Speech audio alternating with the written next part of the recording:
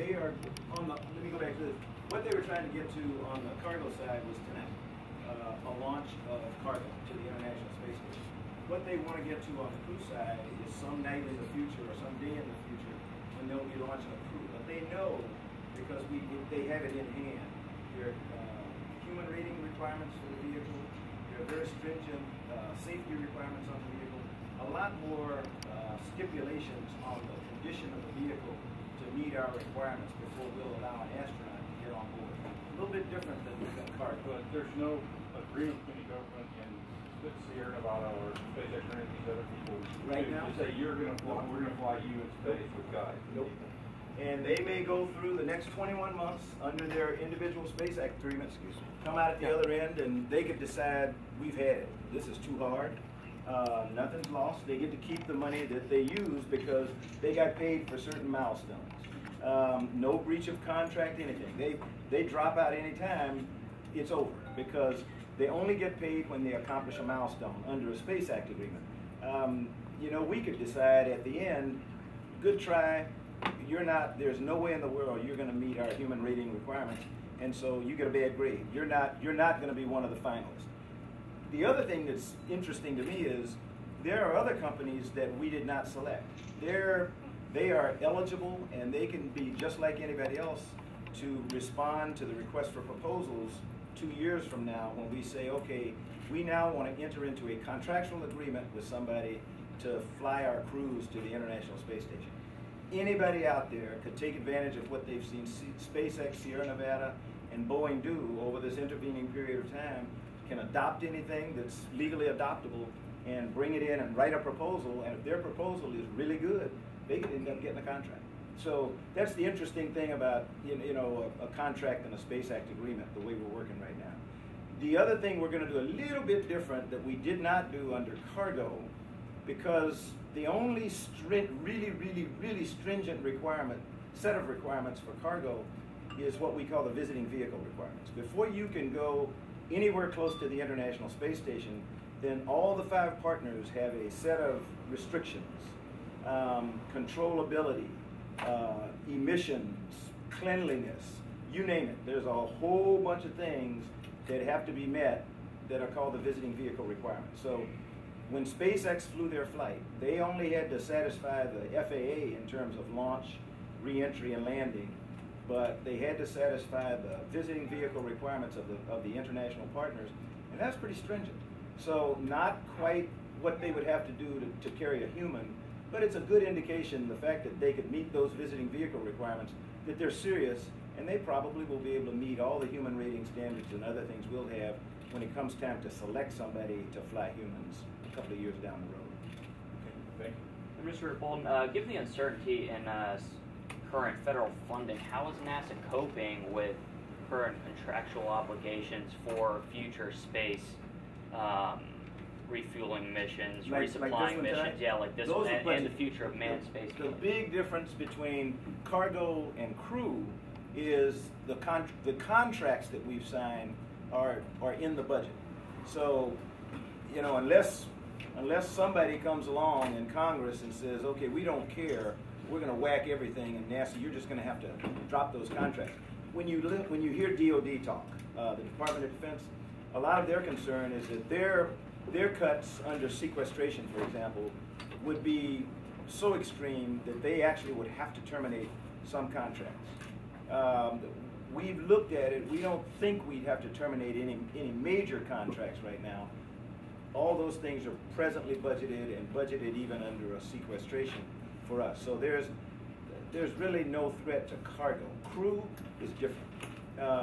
We're running on a ragged edge right now. You may know the president asked for $1 billion in the 2010 budget to develop commercial crew.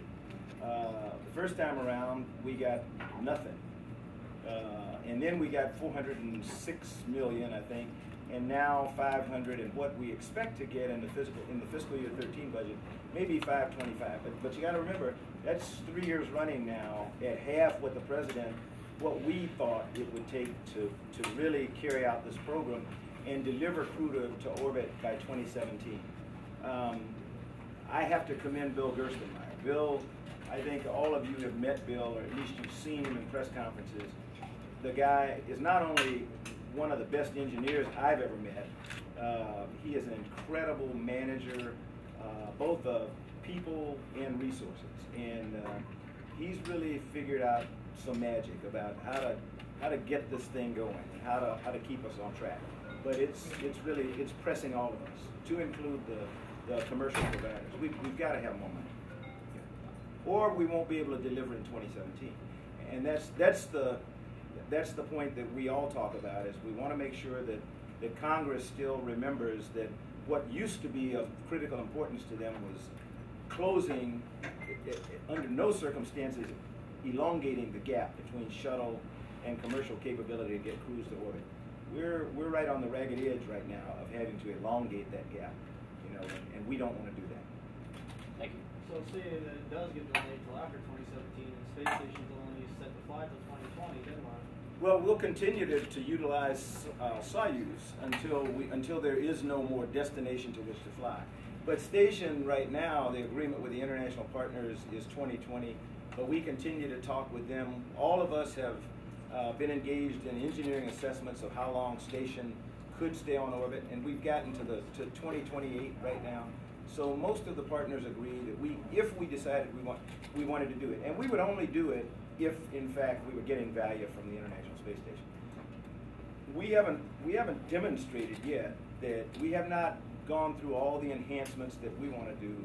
We haven't had industry and academia and everybody else respond in the manner that we want them to, where station is fully utilized and there's just, people are begging for a slot to go fly. We're not there yet. We're still out. I say we. In the U.S. segment, we're using a company from right down here in Florida called Cassis. That's an arm of Space Florida, to go out and try to develop the market for commercial products development and the like on station. So they're working with pharmaceutical companies, materials processing folks, students, everything. So if by 2018, 2020 we look and say, hey, this is going great guns, the partners will probably say, okay, let's go ahead and press. Let's take it out to 2028.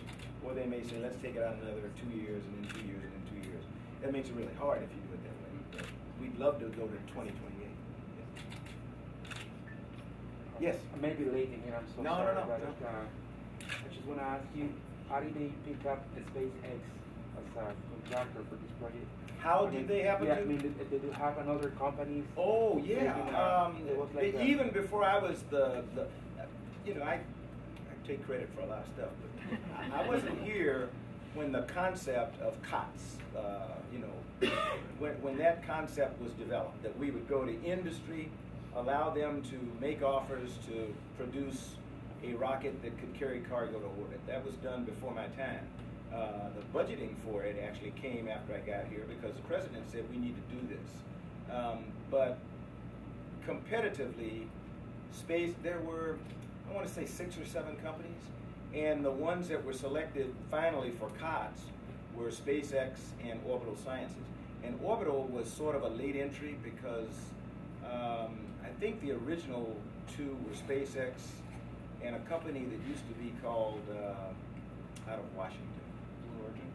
No, they're no longer in existence, actually.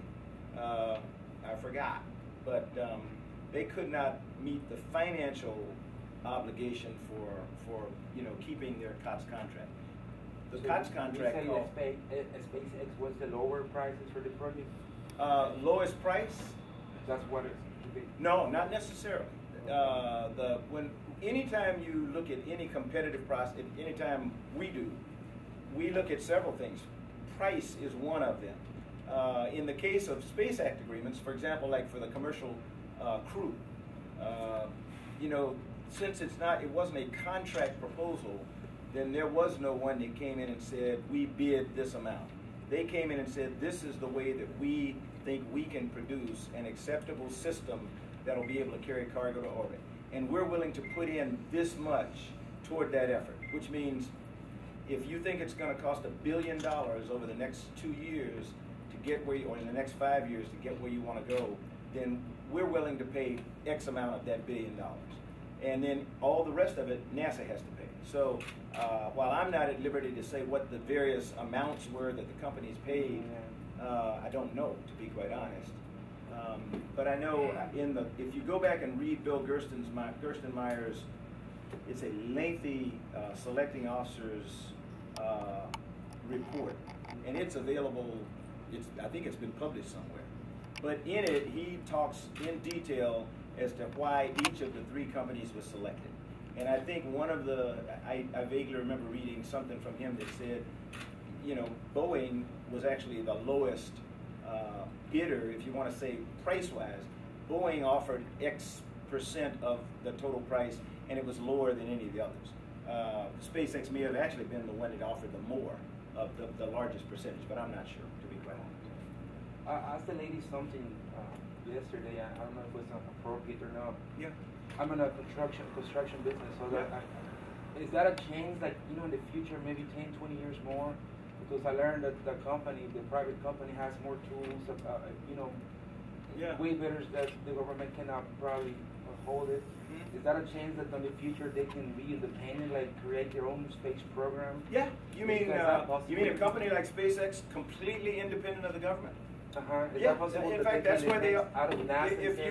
If you look right now at where SpaceX is, I can't tell you where Orbital Sciences is because I don't, you know, they don't talk about it. But SpaceX, I think the other day Elon mentioned the fact that he's got 12 contractual obligations to NASA over the next 5 years, but something like 20 or 30 additional contracts that have nothing to do with NASA or the government. So that's private enterprise, and that's him carrying cargo somewhere for other people. Probably Bob Bigelow as an entrepreneur who's trying to put some modules on orbit. It could be anything, and that's what we're trying to facilitate. You hear me use the term facilitate the success of a viable commercial industry. That means I want them to be completely independent of NASA. We don't have enough money to support a commercial space industry. Besides, if we're the only customer, or DoD and NASA are the only customers, that's not truly commercial. Yeah. That's doing business with the government. Yeah. It's something really good to have. Yeah. I mean, I thought you were going to ask me, is there any chance that a construction company is going to be hired? Yeah. But the answer to that is yes. If you look at plans for Mars right now, or if you look at what some of our international partners talk about in terms of the lunar, a lunar colony or something. Yeah. We are looking at. We have a whole branch of folk, some in Spain, some in Colombia, but most of them fostered around an effort at Ames Research Center in what's called astrobiology. And astrobiology is the study of microbes and stuff that grow elsewhere in the universe. And